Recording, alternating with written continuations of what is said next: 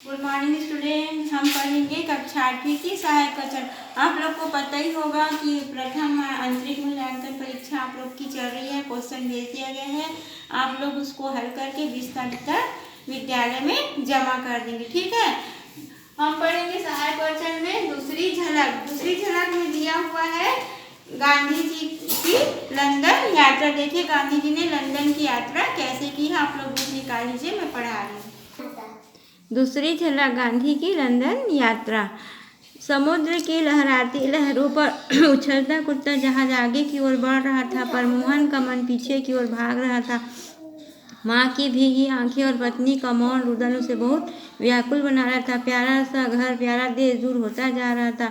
जहाज में उनके परिचित राजकोट के वकील मजूमदार थे। शेष यात्री अंग्रेज थे जिनसे मिलने और बात करने में गांधी संकुचाते थे। उन्होंने लिखा कि मैं स्टुअर्ड भोजन परोसने वाले से बोलते हुए झेपता था, क्योंकि मेरी अंग्रेजी कमज़ोर थी। साथ ही मैं अंग्रेजी रीति रिवाज से भी परिचित नहीं था। गांधी यह समझ नहीं पाते थे कि स्टुअर्ड से कैसे पूछे कि भोजन के पदार्थों में कौन सी चीज़ें बिना मांस की है। छुरी कांटे से खाने का अभ्यास न होने के कारण भोजन की टेबल पर कभी नहीं गए, अपने केबिन में ही खा लेते थे। गांधी प्रातः जल्दी उठते और 8 बजे तक स्नान आदि से निपट जाते। भोजन का समय होने पर वे घर से लाई हुई चीज़ों से अपनी भूख मिटा लेते थे। यात्री दोपहर का समय मनोरंजन में बिताते थे। गांधी कभी कभी पियानो बजाकर अपना मन बहला लेते थे। उनके साथ ही मजूमदार तो जहाज के यात्रियों से खूब हिल मिल गए थे, पर गांधी संकोच के कारण अपने केबिन में ही लेटे रहते थे।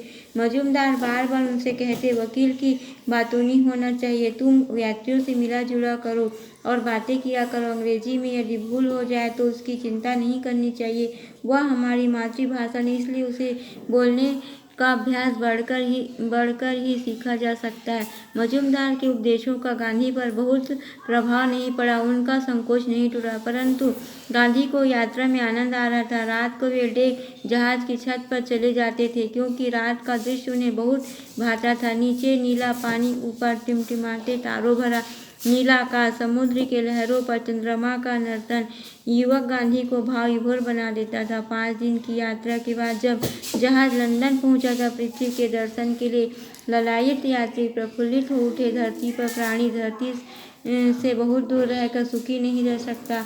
लाल सागर में जाकर जहाज पहुंचा तो गर्मी की तपन से यात्री बेचैन होने लगे। उन्हें चैन नहीं तभी मिलता जब वे डेक पर जाते थे। ठंडी हवा उनमें स्फूर्ति भर देती थी। स्वेज नहर में जब जहाज ने प्रवेश किया तब जहाज के आगे की बिजली का प्रकाश चांदनी जैसा सुंदर लगता था। शंकरी नहर में जहाज इतनी धीमी गति से चल रहा था कि उसका भान भी नहीं होता था। उसके छोर पर पोर्ट साइड बंदरगाह था जहां जहाज रुका।